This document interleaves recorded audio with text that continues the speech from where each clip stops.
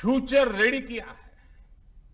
इसी वजह से आज भारत एक नए ग्रोथ ओरिएंटेड फ्यूचर की दिशा में बड़ी उड़ान के लिए तैयार है। प्रधानमंत्री नरेंद्र मोदी ने कहा कि केंद्र सरकार जिस दिशा में बढ़ रही है उससे माइनिंग सेक्टर हो, एनर्जी सेक्टर हो या रिसर्च हो या टेक्नोलॉजी, हर क्षेत्र में इंडस्ट्री को भी अवसर मिलेंगे और युवाओं के लिए भी नई संभावनाएं खुलेंगी।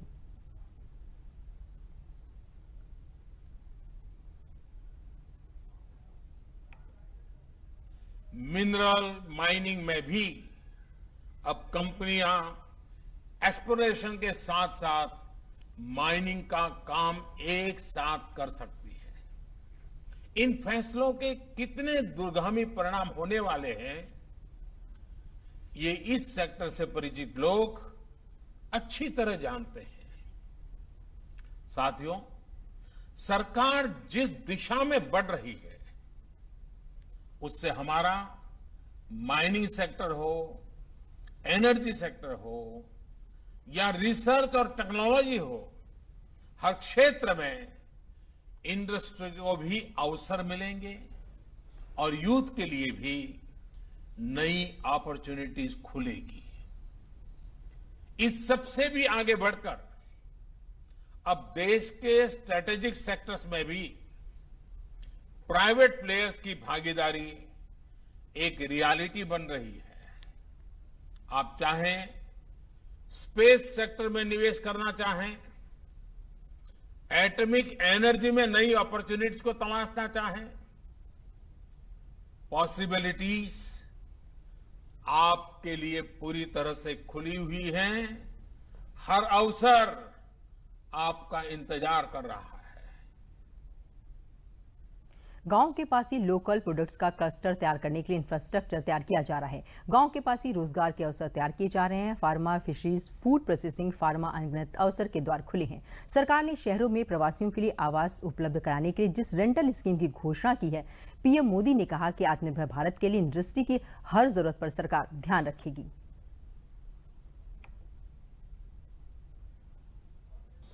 ये ब्याज छूट योजना भारत सरकार की है।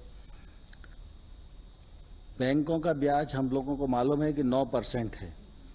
भारत सरकार 2% की अपनी तरफ से सब्सिडी देती है, तो 7% ब्याज पर किसान को कर्ज मिलता है। और अगर किसान समय पर उसको चुका दे तो 3% की सब्सिडी उसे और मिलती है।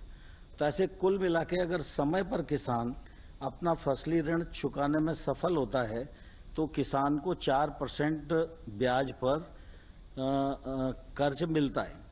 इस बार आपको ध्यान है कि 31 मार्च भी लॉकडाउन की स्थिति में था, तो उस समय हम लोगों ने सोचा कि 31 मई तक शायद ये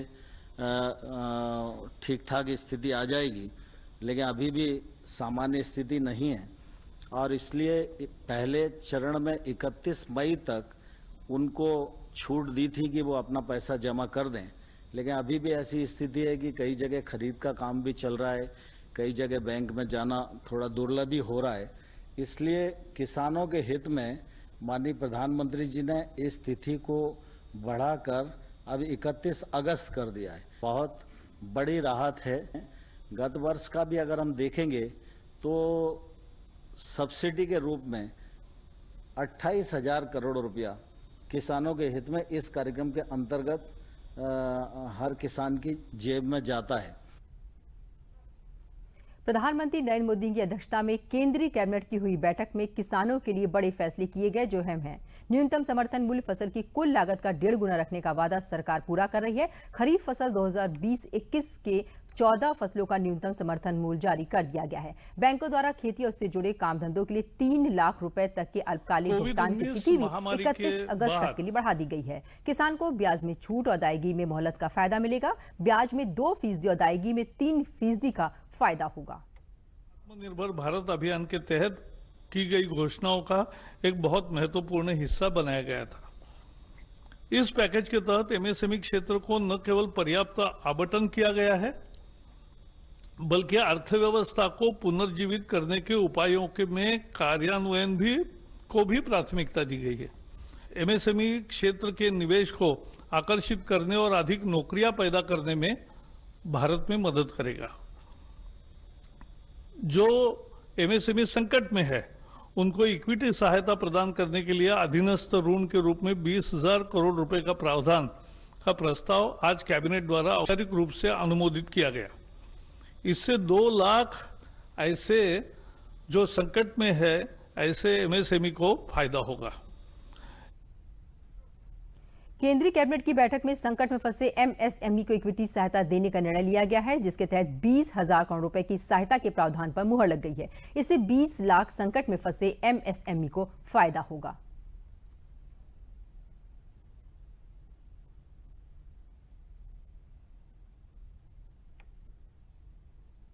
अब ये जो फंड ऑफ फंड हमने जो क्रिएट किया हुआ है, ये बहुत ही आधार पर जो कमजोर एमएसएमई है, जो आर्थिक दृष्टि से एनपीए अकाउंट हो गया है, बंद पड़ी हुई है, उनके कारण सबसे बड़ा इसका रिस्ट्रक्चरिंग करने के लिए उसका उपयोग होगा। उससे वो इंडस्ट्री वायबल हो जाएगी। ये डिस्ट्रेस्ड एसेट फंड जो बनाया गया है, ये 4,000 करोड़ का है, जिसके लिए आज अनुमति मिली है।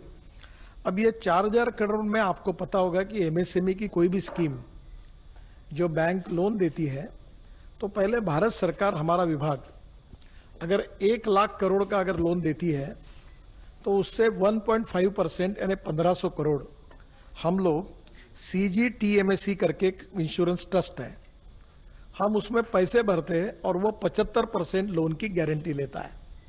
तो ये जो 4,000 करोड़ रुपए है, ये जो फंड मंजूर हुआ है, इसको वैसे 10 गुना होना चाहिए, पर ये स्ट्रेस एसेट है, एनपीए में आए हैं, रिस्क है थोड़ी, तो 5 गुना करके ये होगा 20,000 करोड़ का।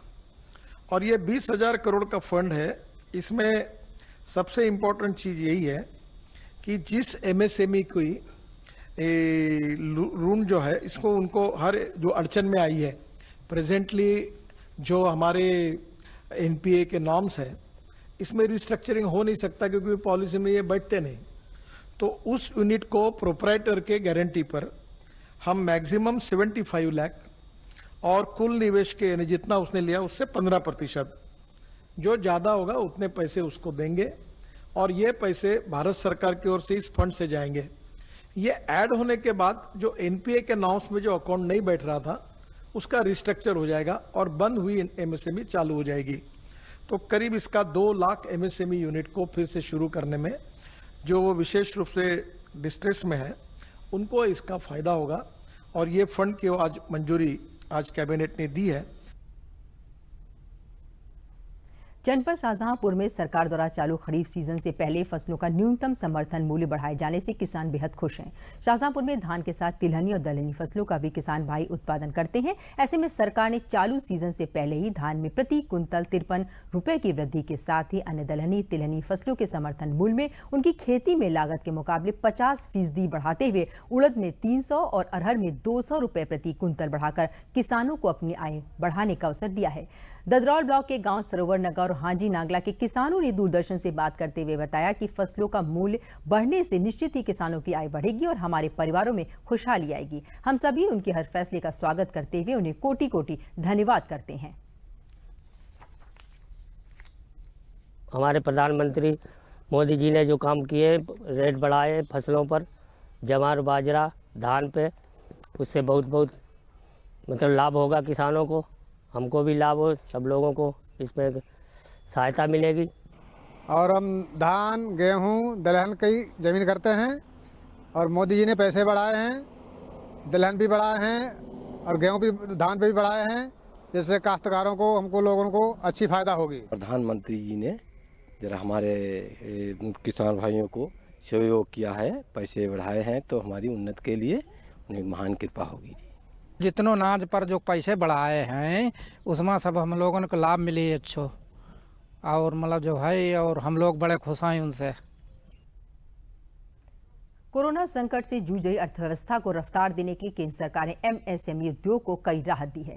प्रधानमंत्री के संसदीय क्षेत्र वाराणसी में प्रधानमंत्री रोजगार सृजन कार्यक्रम के माध्यम से ऋण लेने वाले सुनील गुप्ता का कहना है कि लॉकडाउन में काफी मंदी की मार झेलनी पड़ी, लेकिन प्रधानमंत्री नरेंद्र मोदी ने उनके जैसे युवाओं के लिए काफी सौगात दी है। इसी के तहत उन्होंने प्रधानमंत्री रोजगार सृजन कार्यक्रम के माध्यम से पेपर कप प्लेट का उद्योग लगाने के लिए ऋण लिया। इससे वे खुद अपने पैरों पर खड़े हो सकेंगे और दूसरों को भी रोजगार दे सकेंगे।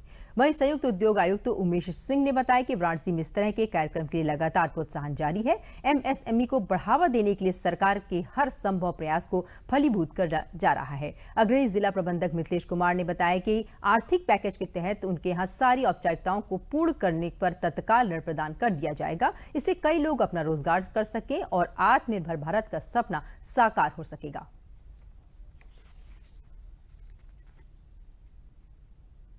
जो सुविधा इन लोग प्रधानमंत्री जी द्वारा जो दी जा रही है, इससे तो बहुत से लोग लाभान्वित होंगे, क्योंकि ये एक पहल है हम लोगों को देश के आगे बढ़ने के लिए और बहुत अच्छी पहल है। एमएसएमई पैकेज जो भारत सरकार ने घोषणा किया है, उसके तहत हम लोगों का प्रयास ये है कि जो उसमें विभिन्न मद हैं, योजनाएं हैं, उसके तहत अधिक से अधिक एमएसएमई और व्यापारी बंधुओं को भी लाभ पहुंच सके। इसके लिए अगर आप देखें तो जो जीएसटी रिफंड की बात है, जिनके रिफंड फंसे हुए थे, उसमें 150 लाभार्थियों को लगभग 21 करोड़ रुपया का रिफंड इस दौरान जीएसटी विभाग से कराया गया है, प्राप्त हुआ है। इसके अलावा कोविड-19 एमएसएमई या रिटेल सेक्टर में या रीस्ट्रक्चरिंग करके लोन का, या ये कहें कि क्रेडिट लिमिट को बढ़ाने का काम जो किया गया है, या क्रेडिट लोन गारंटी जो है सीजीटीएसएमई, उसके तहत लगभग 400 करोड़ रुपए का बेनिफिट ये विभिन्न लाभार्थियों को, एमएसएमई सेक्टर के और रिटेल सेक्टर के लाभार्थियों को मिला है। वाराणसी में हम लोग अभी काम कर रहे हैं कि किस तरह से हमारे एमएसएमई है पूरे ज़िले में।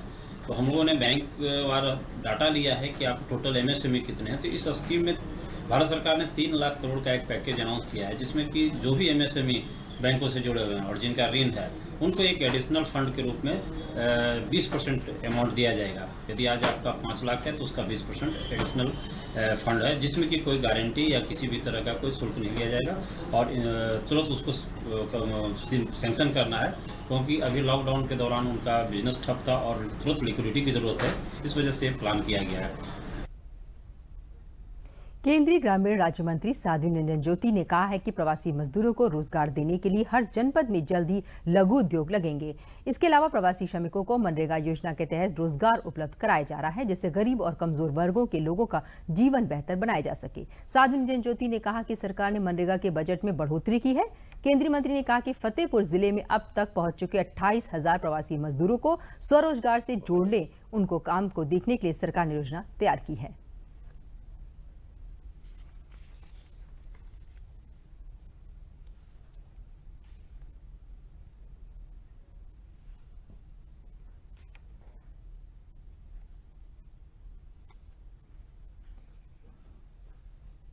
जब से कोरोना शुरू हुआ था, भारत सरकार ने तत्काल उसमें मनरेगा में काम शुरू करवा दिया था, क्योंकि सबसे समस्या उस मजदूर के सामने आती जो दिन भर कमाता है, शाम को रोटी खाता है।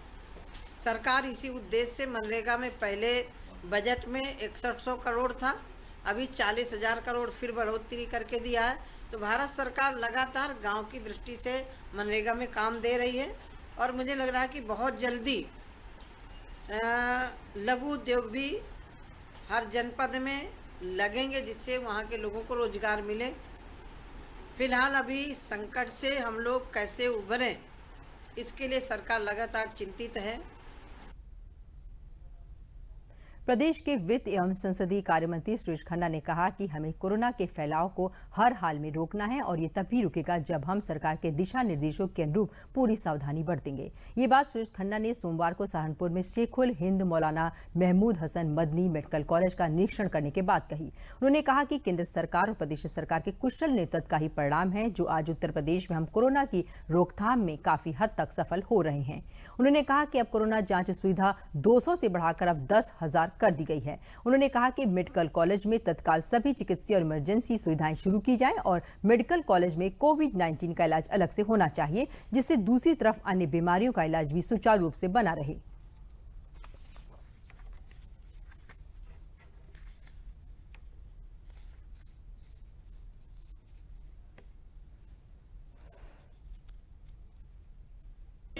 मेडिकल कॉलेज में आज मैं विशेष रूप से हमारा आगमन इसीलिए हुआ कि हम यहाँ की स्थिति को करीब से देखें और हमने टेस्टिंग की फैसिलिटी 200 से बढ़ा के 10,000 कर दी, आगे भी बढ़ा रहे हैं। हर प्रकार के इक्विपमेंट्स की व्यवस्था की जा रही है। इमरजेंसी सर्विसेज तत्काल शुरू की जाएं। इस इमरजेंसी सर्विसेज में चाहे कैंसर का पेशेंट हो, चाहे ट्रामा का हो, चाहे हार्ट का हो, चाहे लीवर का हो, चाहे किडनी का हो, चाहे गायनी का हो, ये सर्विसेज तत्काल शुरू की जाएं। और हमने कह दिया है कि जो कोविड हॉस्पिटल का गेट, इंट्रेंस और एग्जिट अलग होना चाहिए और बाकी इमरजेंसी सर्विसेज के लोग अलग से बैठकर उन लोगों का इलाज करें। कोरोना से हम बचाव कर रहे हैं, लेकिन बाकी मरीज भी नज़रअंदाज न हों, बाकी इमरजेंसी सर्विसेज भी चालू हों, इस बात के निर्देश हमने दे दिए। गोरखपुर में रेल मंत्री पीयूष गोयल के निर्देश पर लॉकडाउन के बाद पूर्वोत्तर रेलवे द्वारा आम जनता के लिए गोरखपुर से दिल्ली, हिसार, गोरखधाम ट्रेन आज गोरखपुर रेलवे स्टेशन से रवाना हुई। इस अवसर पर गोरखपुर के सांसद रवि किशन और पूर्वोत्तर रेलवे के मुख्य जनसंपर्क अधिकारी पंकज सिंह ने रेलवे स्टेशन का निरीक्षण किया। इस दौरान यात्रियों से यात्रा के दौरान मास्क पहने रहने, हाथ धुलने और सोशल डिस्टेंसिंग बनाए रखने की अपील की गई। पूर्वोत्तर रेलवे द्वारा यात्रियों को उचित दूरी बनाकर थर्मल स्क्रीनिंग के साथ हाथ को सैनिटाइज कराकर उन्हें ट्रेन में यात्रा कराने के लिए जाने दिया गया। यात्रियों को मास्क पहनकर यात्रा करना और मोबाइल में आरोग्य सेतु ऐप डाउनलोड करना अनिवार्य था। सांसद रवि किशन ने बताया कि लॉकडाउन के बाद रेल मंत्री पीयूष गोयल द्वारा गोरखपुर से दिल्ली तक ट्रेन चलाकर आम जनता को राहत दी गई है।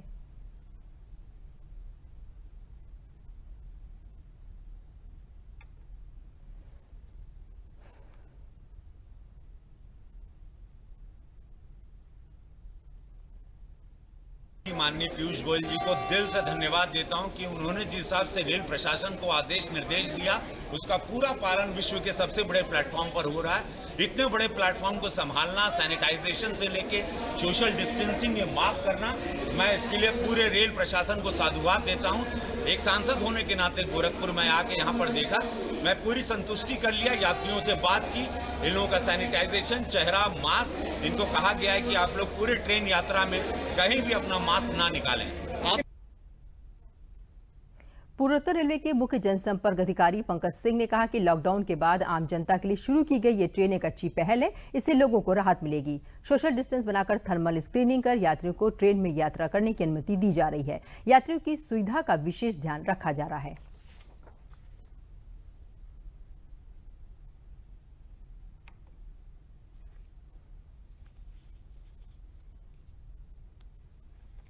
आम जनजीवन को सामान्य बनाने के लिए आज से विशेष ट्रेनों का संचालन आम जनता के लिए शुरू किया गया है, जिसके क्रम में आज अभी गोरखधाम एक्सप्रेस यहाँ से रवाना होगी प्लेटफॉर्म नंबर 2 से।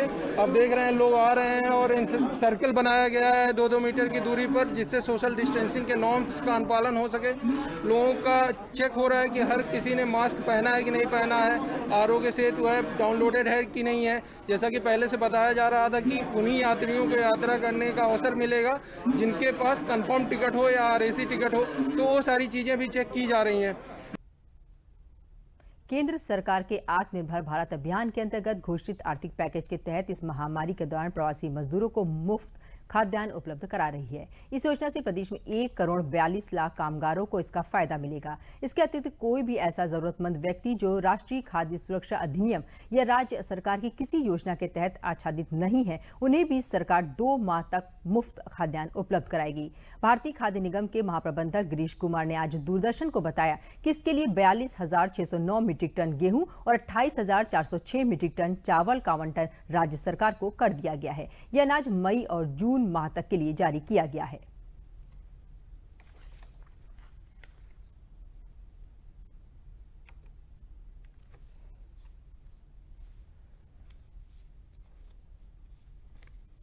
उत्तर प्रदेश में 1 करोड़ 40 लाख लोगों को चिन्हित करने का टारगेट गवर्नमेंट ऑफ इंडिया ने दिया है। उसके तहत 40,000 टन का खाद्यान्न भारत सरकार ने राज्य सरकार को मुफ्त आवंटित किया है, जिसकी मनी वैल्यू तकरीबन 441 करोड़ है। इसके तहत मई महीने का जो एलोकेशन था 370,000 टन, वो सारा स्टेट गवर्नमेंट ने उठा लिया है और आज से उसका वितरण वो बेनिफिशरीज को स्टार्ट कर रहे हैं।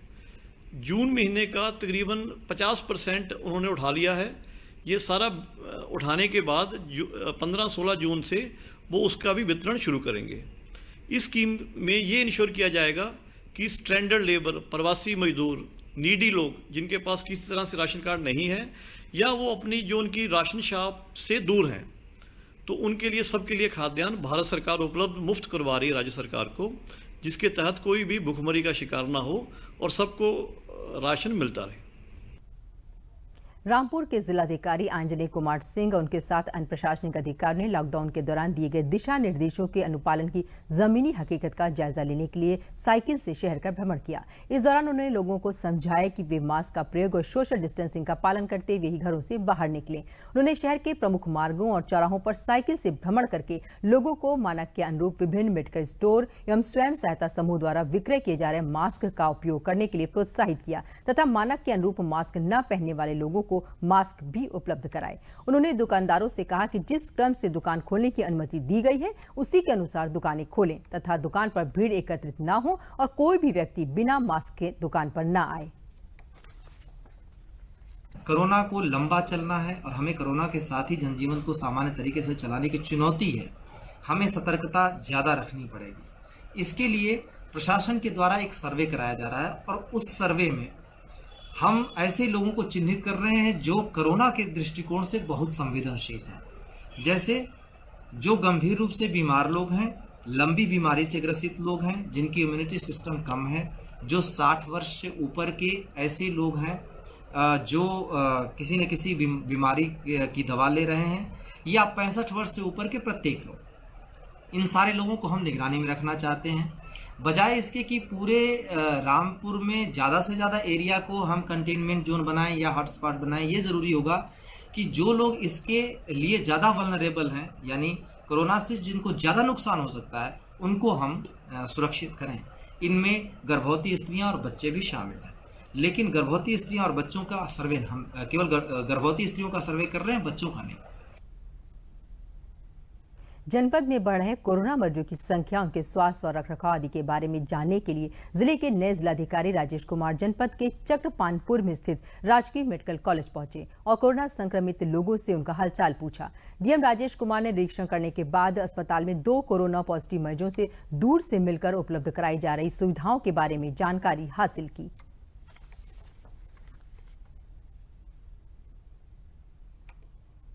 एसएसपी साहब के साथ हम लोग भ्रमण पे निकले थे, जिसमें हम मेडिकल कॉलेज में गए, जहाँ पे कि 55 कोरोना पॉजिटिव के मरीज भर्ती थे। एक उसमें से आईसीयू में, बाकी आइसोलेशन में है।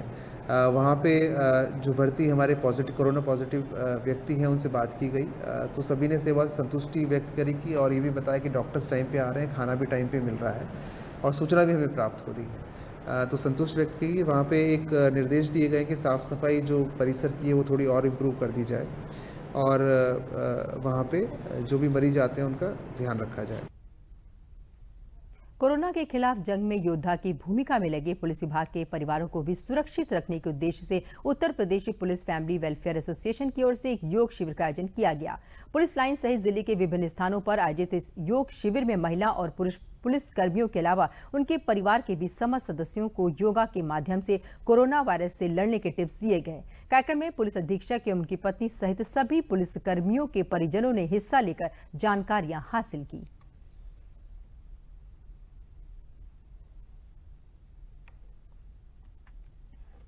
सर्वप्रथम सुरक्षा करने वालों को स्वस्थ करना हमारा प्रथम उत्तरदायित्व है। सभी पुलिस के लोगों कोरोना से लड़ने के लिए और कैसे अपनी इम्यूनिटी पावर और रोग से लड़ने की प्रतिरोधक क्षमता को कैसे बढ़ाया जा सकता है, इसके लिए हमने योग, आयुर्वेद के टिप्स और योगाभ्यास लोगों को कर कर बताया। कार्यक्रम की आयोजक डॉक्टर आकांक्षा गुप्ता ने बताया कि इस आयोजन में न सिर्फ योग बल्कि कोरोना वायरस से बचने के सभी उपायों की भी जानकारी दी गई। साथ ही आरोग्य सेतु ऐप और खान पान से जुड़ी बातों का भी विस्तार से साझा किया गया।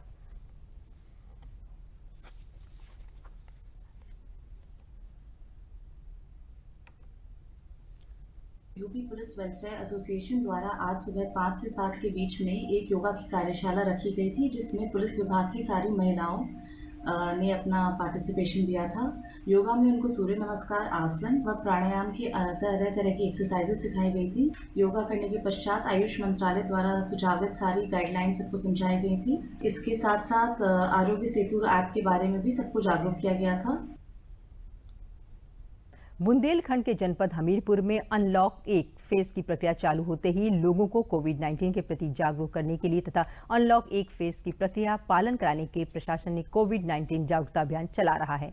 आरोग्य सेतु ऐप के बारे में जानकारी देने और ऐप को डाउनलोड करवाने के लिए लोगों को जागरूक किया जा रहा है, जिसके लिए जनपद में यातायात पुलिस तथा ग्राम सचिव, रोजगार सेवक, आंगनबाड़ी कार्यकर्तियों और आशा बहुओं सहित कई टीमें लगाई गई हैं। वहीं दूसरी तरफ हमीरपुर शहर मुख्यालय में जगह जगह यातायात पुलिस लोगों को रोक उनके मोबाइल में आरोग्य सेतु ऐप चेक कर रही है और मोबाइल में आरोग्य सेतु ऐप न होने पर उसमें डाउनलोड करवा रही है। जिला विकास अधिकारी विकास मिश्रा ने बताया कि शासन द्वारा 13,79,000 का हमें आरोग्य सेतु ऐप का लक्ष्य दिया गया था, जिसके सापेक्ष हमने अभी तक 1,30,000 से भी अधिक आरोग्य सेतु ऐप डाउनलोड हो चुका है।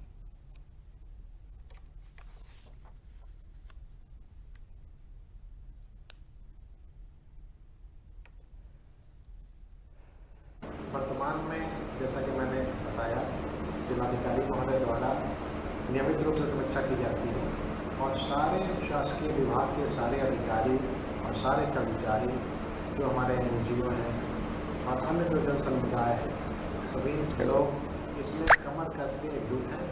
सभी तरफ इसका प्रचार प्रसार किया गया है और आरोग्य सेतु ऐप को डाउनलोड कराने का एक अभियान चल पड़ा है जनपद में और उसका परिणाम ये रहा है कि आज जबकि हमीरपुर बुंदेलखंड में है और तथाकथित रूप से इसे पिछड़ा माना भी जाता है, तब भी इस इलाके में हमारे यहाँ 13,79,000 की जो प्रोजेक्टेड टारगेट है उसके सापेक्ष 1,30,000 से ज़्यादा स्मार्टफोनों पर आरोग्य सेतु ऐप डाउनलोड हो चुका है।